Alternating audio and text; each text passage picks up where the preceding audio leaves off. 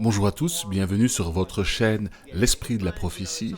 Vous savez que le Seigneur Jésus nous a donné un commandement, c'est d'aller faire des nations des disciples en leur annonçant pour commencer l'évangile de Jésus-Christ, la bonne nouvelle de sa mort et de sa résurrection avant d'enseigner les gens et de les former comme disciples.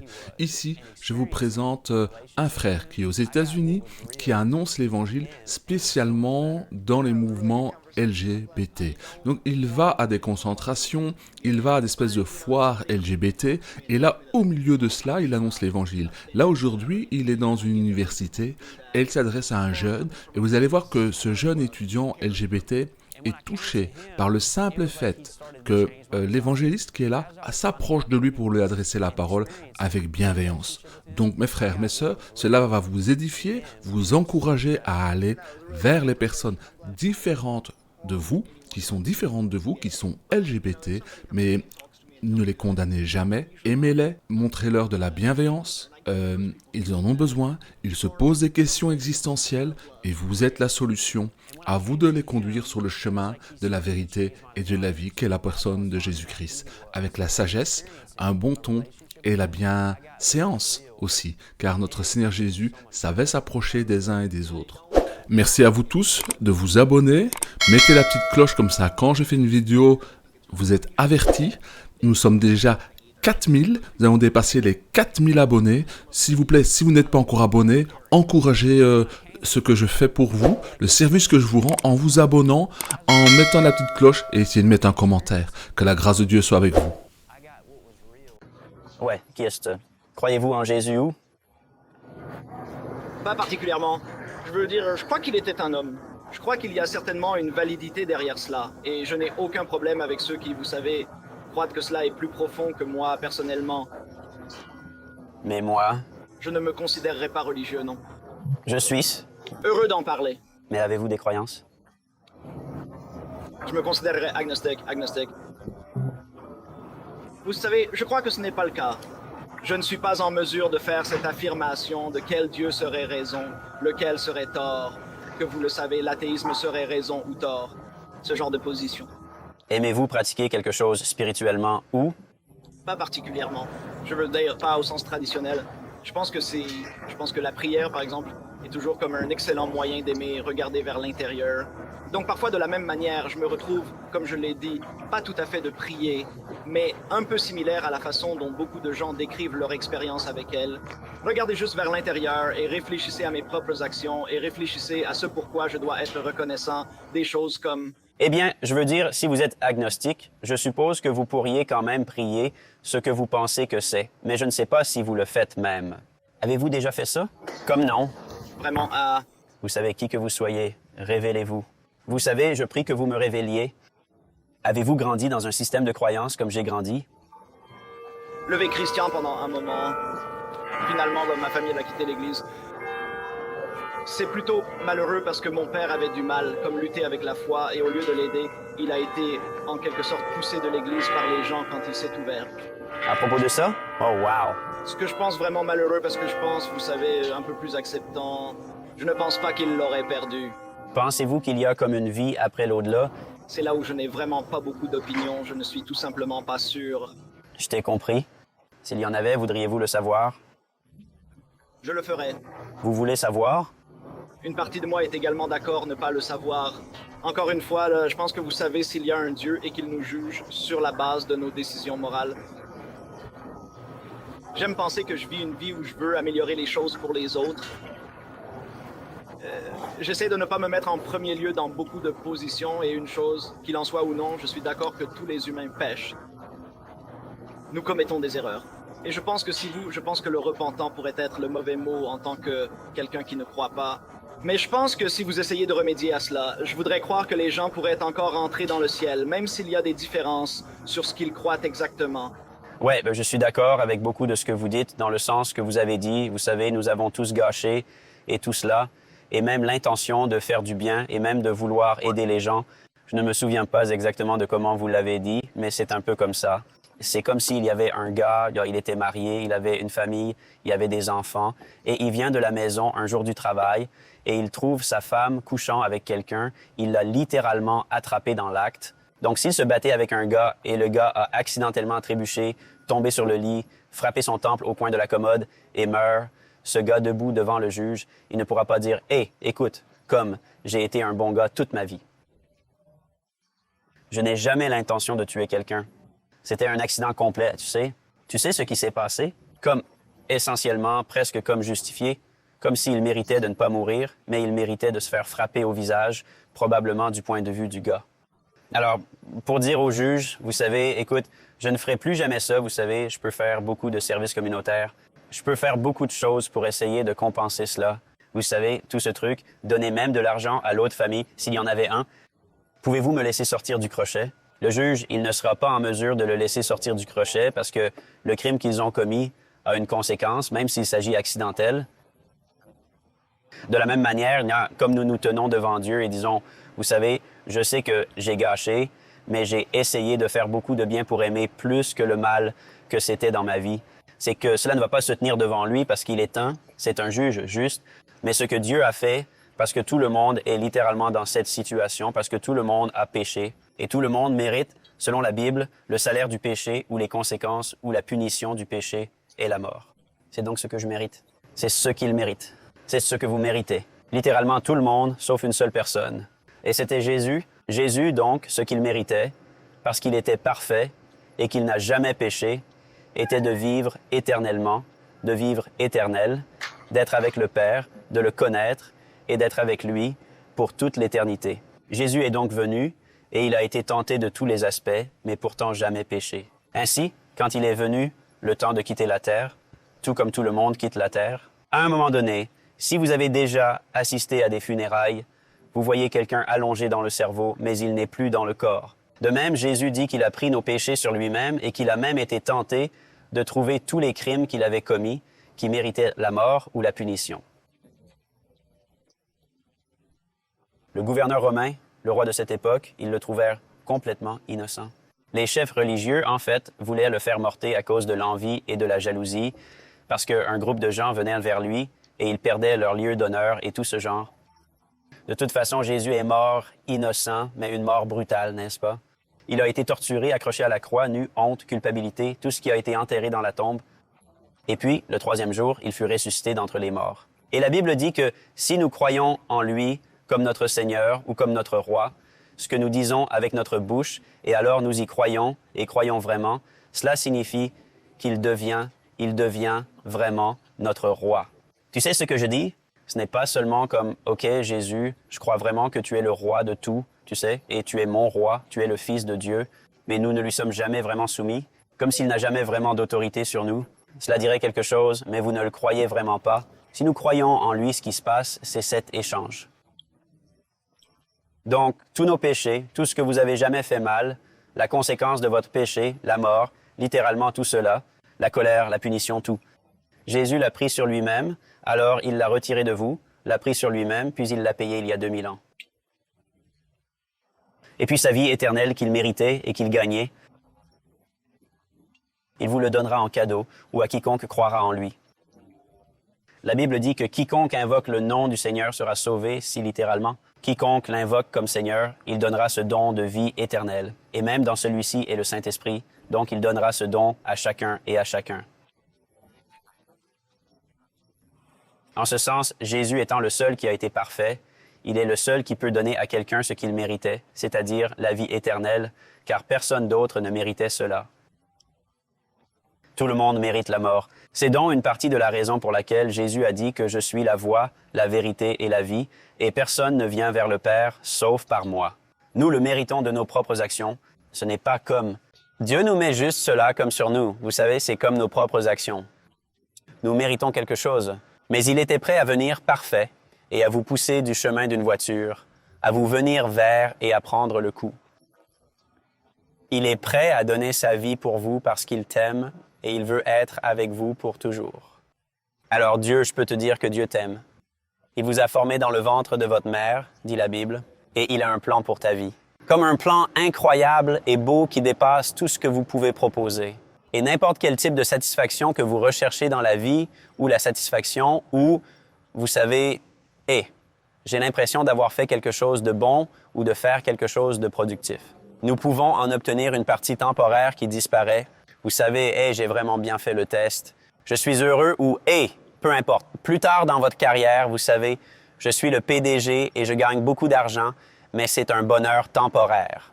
Mais avec lui, comme s'il était la source de vraie joie et de vraie paix, je vais vous raconter une histoire vraiment rapide. Pasteur, ami de mon pasteur, il était missionnaire en Équateur.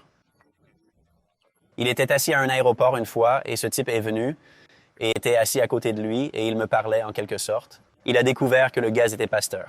Alors le gars commençait à lui dire « J'ai une maison aussi grande, tu sais, j'ai autant de voitures, tu sais, elles coûtent autant. » Et il a souligné, il a dit « Tu vois ça comme un jet privé là-bas? » Il a dit « C'est le mien, vous savez, ça coûtait environ 1000 $. » Il a dit que je suis assise ici en attendant de préparer maintenant, vous savez, je vais y sortir. Il lui disait essentiellement à quel point il avait réussi et combien d'argent il gagnait. Et le pasteur commençait à se sentir mal à l'aise. Comme, mec, ce type est vraiment fier. Mais après avoir tout dit, il a dit que je n'avais toujours pas de paix. Et il a demandé au pasteur, il a dit, où puis-je obtenir la paix? Et alors le gars a pu lui parler de Jésus. Donc ce n'était vraiment pas le cas. Il n'était pas seulement fier, mais il lui disait fondamentalement comme j'ai beaucoup dans le monde, ce que le monde aurait à offrir, à m'offrir. Fondamentalement, il a tout. Mais il disait qu'il n'avait pas de paix, il n'a pas de vraie paix. Et la Bible dit que Jésus est le prince de la paix. Donc il est incroyable, il est super aimant. Je sais qu'il y a beaucoup de stéréotypes sur Dieu et Jésus, et surtout lorsqu'il y a hypocrisie. Un peu comme toi.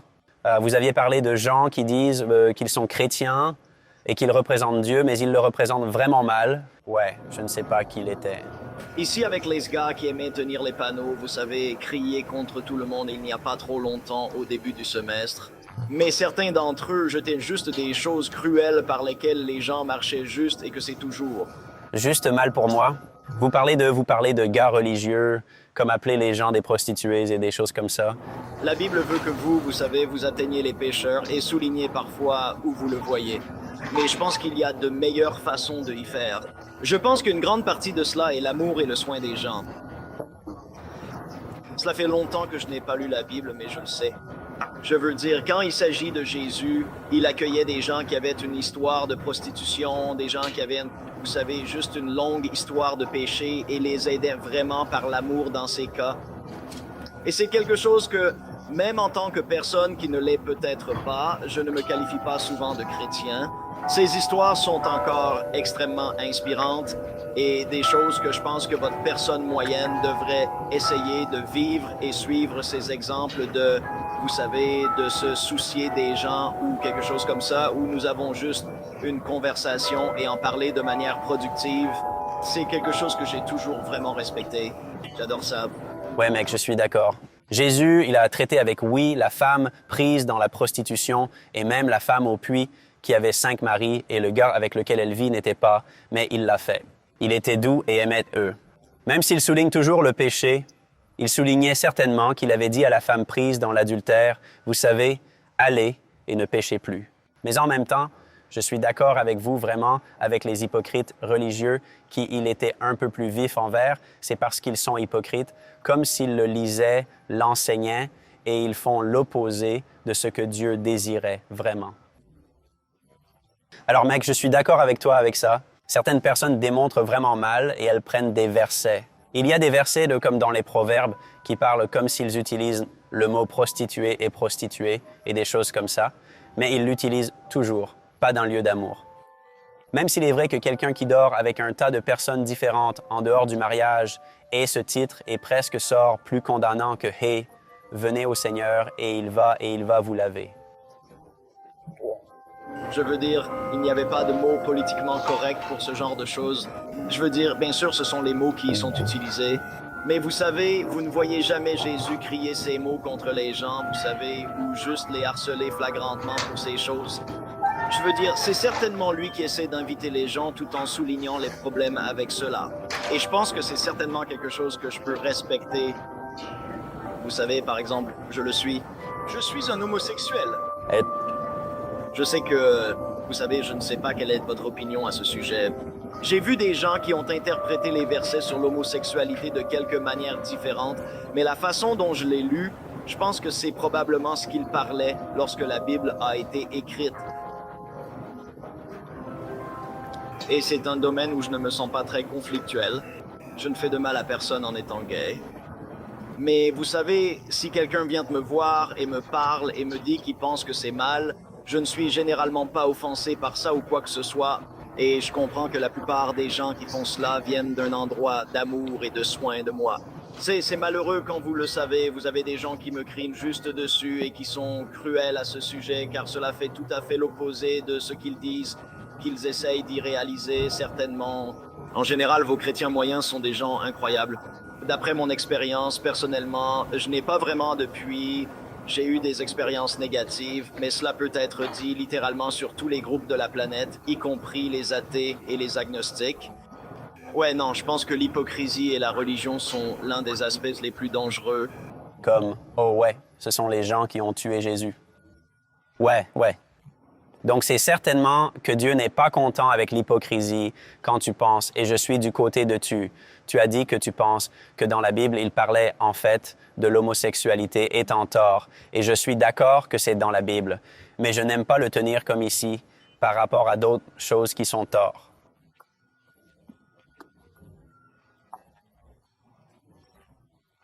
Je pense que c'est à la même échelle et fondamentalement, Dieu peut sauver n'importe qui.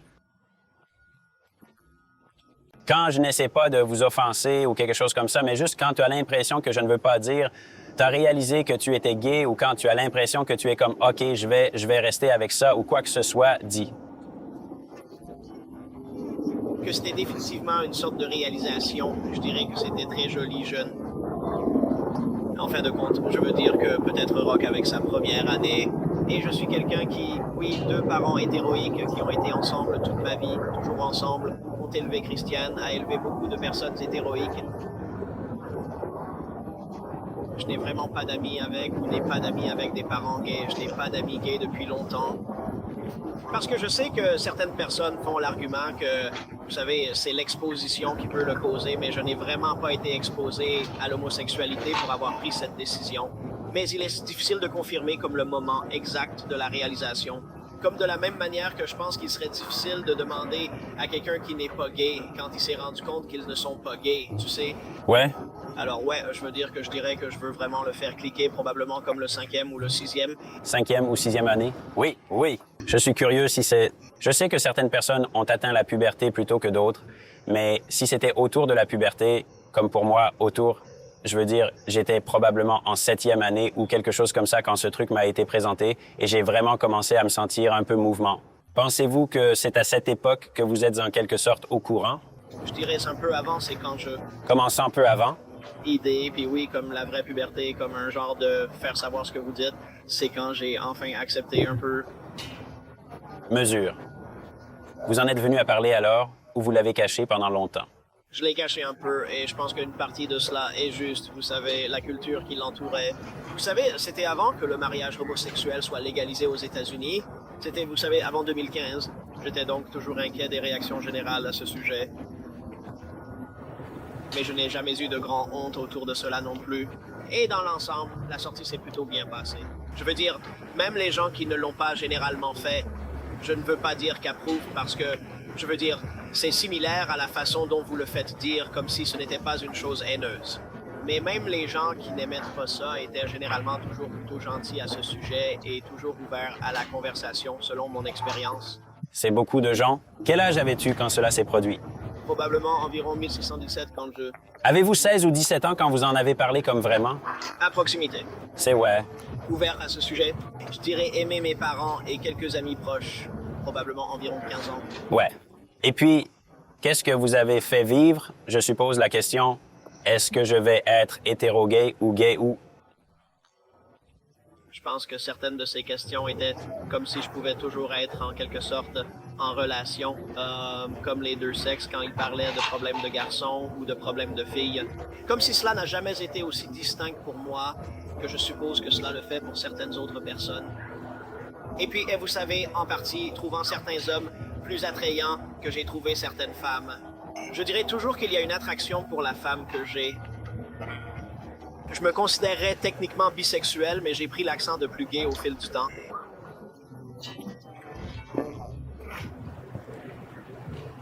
Mais je pense que la grande partie de cela était, vous savez, de rencontrer des gens, de rencontrer mon petit ami actuel. Et dans cette relation, c'est vraiment un amour. C'était pas de la convoiture, ce n'était pas pur, vous savez, attraction sexuelle ou quoi que ce soit comme ça.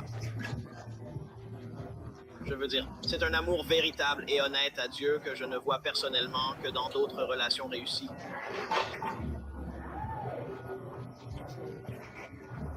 Et selon mon expérience, je ne sais aucune autre façon d'interpréter cet amour que je ressens pour lui, parce que je ne le ressens pas pour les autres personnes pour lesquelles je ne le ressens pas. Je veux dire, il y a eu des moments que je pensais que j'aurais peut-être ressenti pour les gens avec lesquels j'étais en relation, mais c'est un genre d'amour que je n'ai pas ressenti en dehors d'une relation romantique, si cela a du sens. Ouais, j'ai compris. Je serai juste ouvert et réel avec toi, comme mon éducation et tout ça. Comme d'autres jeunes garçons, mais il y avait des trucs, c'est qu'ils m'ont présenté. Puis je pense que j'étais en 4e année et que j'ai devenu ami de quelques gars. Ils avaient des frères et sœurs plus âgés et ils ont vraiment commencé à, je suppose que je me parle et aiment m'apprendre différents mots et ce que signifiait et quelque chose comme ça. Mais avant cela, il y avait des gens dans mon enfance, je suppose, qui ont eu cette façon de penser dans leur esprit, puis ils m'ont présenté. J'ai donc fait face à beaucoup de choses de ce genre, je suppose. Et même comme grandir, il y a eu des moments où j'aime regarder du porno gay et des choses comme ça. Je n'ai jamais agi comme plus tard dans la vie. Une façon que je le décrirais, peut-être que vous ne vous rapportez pas à cela, mais une façon que je le décrirais est, la Bible dit il y a un temps, Satan, donc il vient à la tente. Il arrive fondamentalement à une partie de cela, c'est comme, je vais mettre quelque chose devant vous qui semble sympa. C'est un peu comme un piège à souris. Donc c'est comme si, peut-être pour quelqu'un, c'est comme la...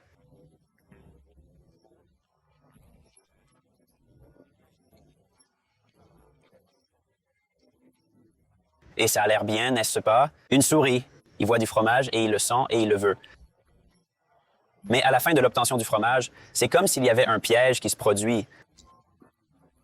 Et souvent, la façon dont l'ennemi fonctionne est comme un piège. Donc un piège est quelque chose qui ressemble au sol, puis il y a quelque chose, une sorte d'appât. Et quand un animal marche, il s'attache à son pied, puis il est comme enchaîné au sol quelque part et ils ne peuvent pas s'enfuir. Tant de fois, l'ennemi travaille à travers des pièges. C'est même comme une biblique. Et il y a certaines tentations qui sont en quelque sorte exposées devant nous, ou même certaines façons de penser. Et souvent, cela vient par une pensée, que ce soit quelqu'un que nous l'avons dit, ou que ce soit juste une pensée qui est venue, ou que nous l'avons vue à travers un film de TV. Nous l'avons entendu dans une chanson, d'une manière où...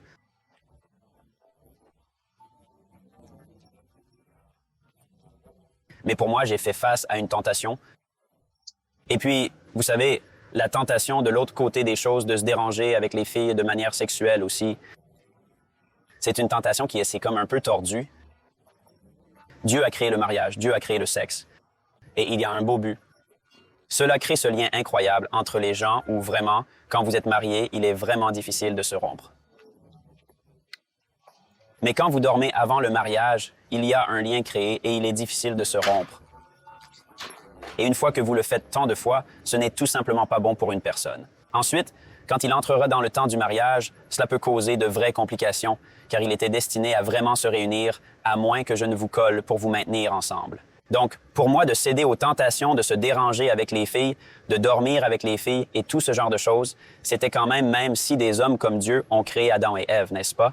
Les a créés pour être ensemble, pour être unis ensemble. Et Jésus dit qu'un homme devrait quitter son père et sa mère et être joint à sa femme, et droit qu'il devrait sortir. Jésus dit donc même, vous savez, c'est ainsi que Dieu le prévoyait. Mais si cela ne se produit pas, même dans le plan de Dieu, au sens de « OK, vous allez vous réunir, vous rejoindrez pour l'aimer et avoir des enfants », a-t-il dit. Allez et multipliez si vous êtes hors de ces limites et il y a de l'égoïsme qui y entre, ou de l'égocentrisme, ou même comme simplement le faire hors de son plan et de ce qu'il voulait pour le bien. C'est devenu un péché. Alors j'ai cédé et je suis tombé dans ce péché et tout ça, même si j'étais un gars et selon la Bible, tu es censé être avec des femmes. Alors je suis tombé dans le péché et cela a été destructeur pour ma vie et je suis juste en quelque sorte, je suppose, réel avec vous, vous savez, sur ce qui est biblique et ce que je crois vrai et des choses comme ça. Je n'essaye pas de vous offenser ou quoi que ce soit, mais Mais je pense que dans une position comme celle-ci, c'est quelqu'un qui se soucie vraiment et n'est pas activement méchant. Je peux être en désaccord à certains moments, mais je ne vais pas me renverser. Je ne vais pas me contrarier de quoi que tu aies à dire. Oui, à un moment donné, j'ai donné ma vie au Seigneur et parfois ces tentations venaient. Je vais juste vous le dire avant de vraiment, Jésus est vraiment devenu mon roi, je croyais vraiment en Dieu et je suis devenu un peu transformé. La Bible dit que vous devenez une nouvelle création. Cela vous donne un nouveau cœur. Avant d'arriver à ce point, je consommais des drogues, je buvais et je dormais avec beaucoup de femmes différentes. J'étais dans des relations, des choses comme ça, et des relations ne passaient pas de bonnes choses. J'avais des ennuis avec la loi. Certains qui étaient confrontés à un crime grave ont eu une pipi sur mon dossier quand j'étais même au lycée. Il y avait donc beaucoup de choses qui se passaient dans ma vie, et quand je me suis tourné vers le Seigneur et j'ai dit « OK, j'ai fini de vivre ma façon. Comme je veux vraiment réaliser ce que tu m'as créé, et je veux vous connaître, et je veux vous suivre. » C'est à ce moment-là qu'il a changé mes désirs. Donc même tous ces désirs que j'avais, parce que j'aime me ivre, j'aime fumer de l'herbe, j'aime prendre des champignons et aller viol, j'aimais faire des relations sexuelles avec les gens. C'était comme quelque chose dont je me réveillais des fêtes et que tu vas vous vanter devant tes copains. C'était comme si c'était des choses que j'aimais faire. Cela m'a apporté du plaisir. Mais j'étais dans un endroit où j'étais cassé à l'intérieur. J'avais de l'anxiété, de la dépression, de pensées suicidaires parfois. J'avais beaucoup d'amertume et de blessures, de cœur brisé et même de haine envers certaines personnes qui m'avaient fait foyer. Que ce soit des amis, que ce soit des filles, que ce soit la famille qui me disait « Hé, tu vis du mauvais sens ». Quoi que ce soit, j'avais beaucoup de déchets à l'intérieur et je n'étais pas vraiment en paix, tu sais? Et j'ai eu des choses comme de mauvais rêves assez souvent. Et il y avait beaucoup de choses à l'intérieur qui ne se passaient pas bien, même si, comme à l'extérieur, cela pourrait sembler bon. J'étais à l'université, j'étais au WKUI, j'allais devenir planificateur financier. J'étais dans l'armée. Ils me payaient pour aller à l'université et me donnaient beaucoup d'argent par mois.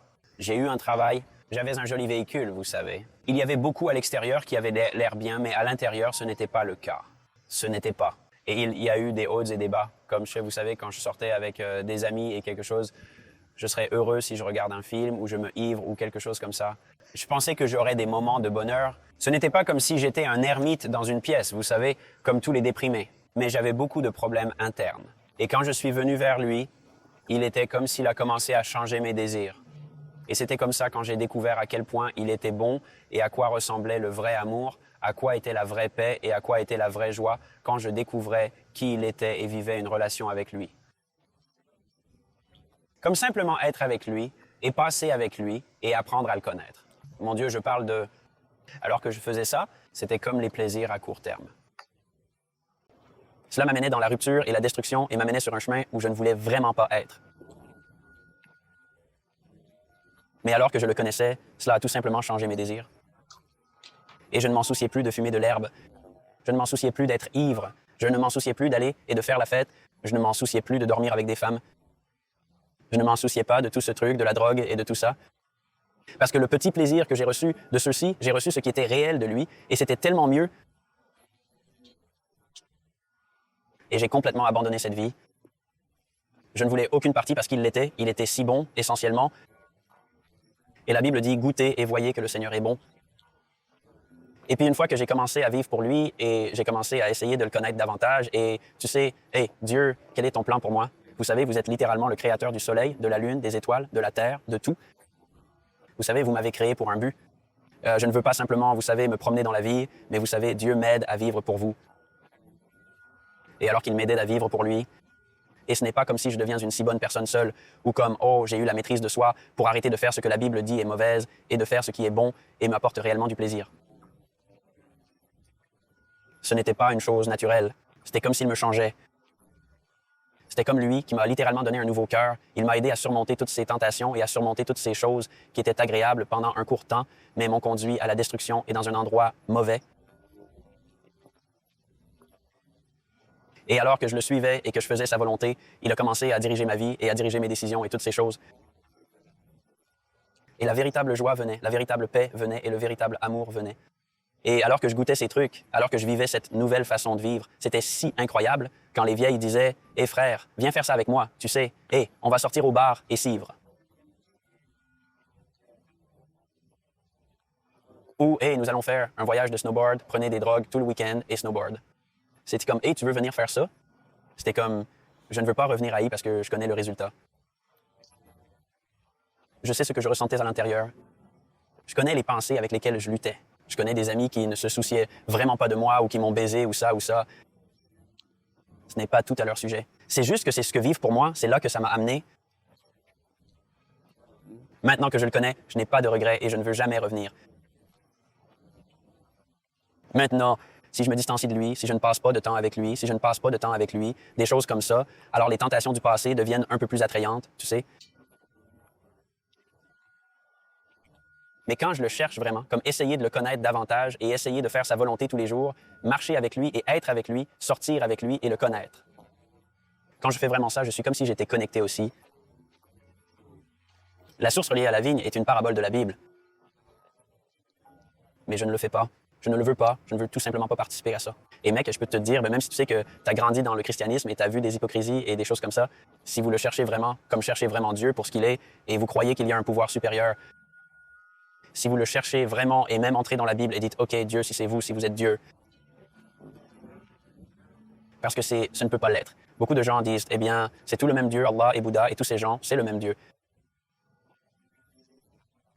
Mais s'il y a des prétentions dans le christianisme que Jésus est le seul moyen, et dans d'autres religions, ils disent « Oh, il n'est qu'un prophète, il n'est vraiment pas fils de Dieu, ou il n'est vraiment pas le seul moyen », mais vous pouvez l'obtenir par l'illumination ou par la réincarnation, ou vous pouvez l'obtenir, vous savez, faire de bonnes choses, alors ils ne peuvent pas tous être vrais. Si Jésus fait des affirmations comme il est le seul moyen, donc l'un est vrai, il y a un seul Dieu.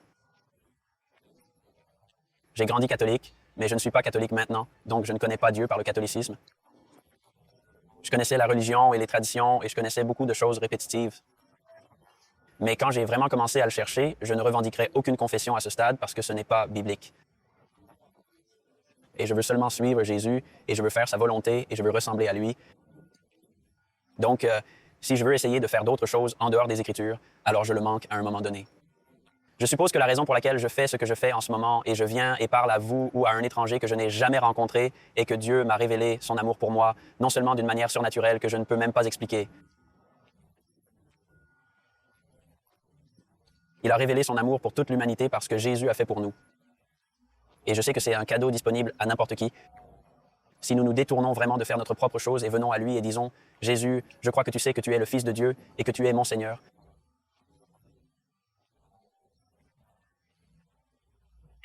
Ensuite, apprenez-le et commencez à lui obéir parce que nous l'aimons. Et comme nous le voyons, certaines personnes sont en quelque sorte contre « Oh, un roi et des commandes, et celui-ci et celui-ci. » Et c'est comme une fois que vous voyez qu'il sait tout et qu'il seul est sage et qu'il connaît le résultat futur de chaque décision et que vous réalisez à quel point il est bon, à quel point il t'aime et à quel point il veut de bonnes choses pour vous, alors vous apprenez à leur faire confiance et vous dites « OK, Dieu, que je le comprends ou non, peu importe quoi tu me dis de faire, vous savez que c'est ce que je veux faire. »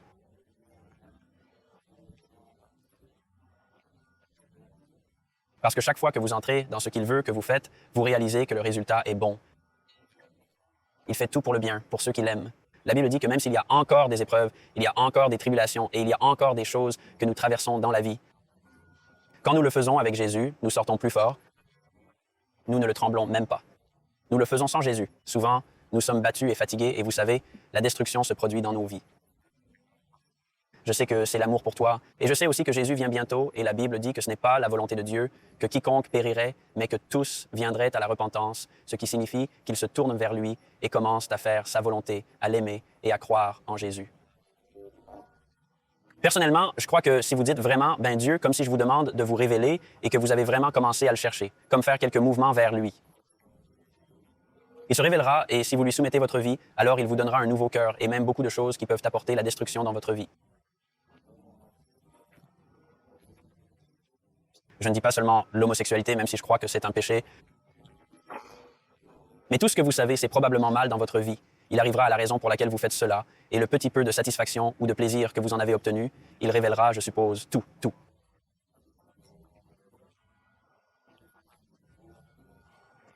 Un peu comme si la souris entrait et il voyait juste le fromage, n'est-ce pas? Si la souris le savait, oh, attendez une seconde, cette petite chose en métal va là-bas. Et puis il y a ce petit levier. Et si cela se trébuche, alors cela va laisser ce printemps. Et s'il voit un piège, il dit que ce fromage ne vaut pas la peine. Tu sais ce que je dis?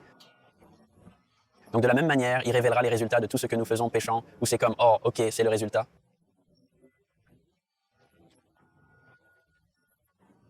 Même s'il y a un plaisir à court terme là-dedans, je ne veux pas que le résultat de ce genre nous ouvre les yeux d'une manière que la Bible dit que Satan a aveuglé l'esprit des incrédules, mais il nous ouvre les yeux pour tout voir. Et c'est comme, ok, je ne veux pas ça, je ne veux pas ça, je ne veux pas ça, je ne veux pas ça, je ne veux pas ça. Même si cela m'apportait un peu de plaisir parce qu'il y a un piège, parce qu'il y a un résultat négatif.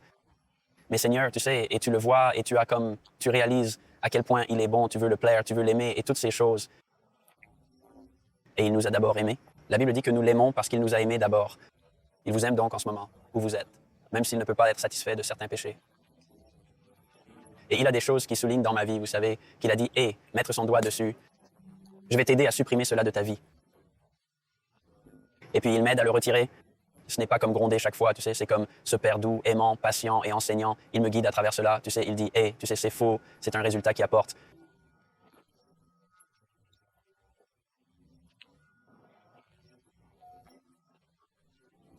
Quoi qu'il en soit, mec, il est si aimant et si incroyable et il t'aime.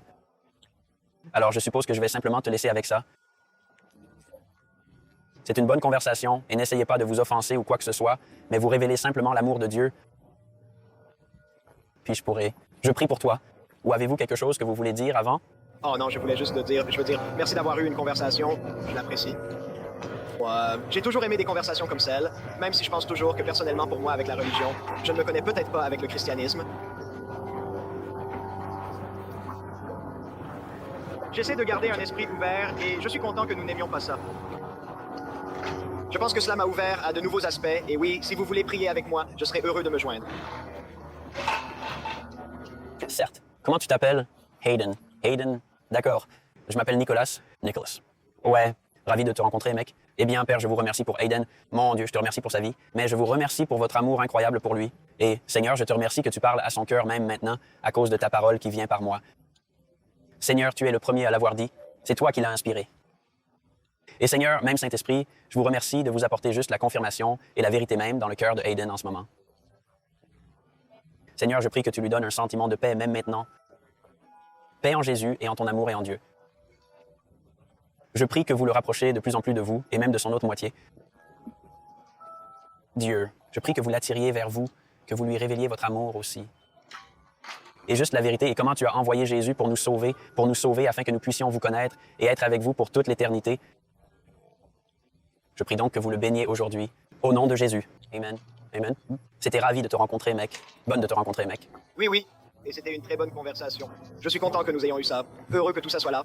Avez-vous une chaîne YouTube ou quelque chose comme ça? Ouais. Ça te dérange si je reçois ça de toi? Vraiment vite.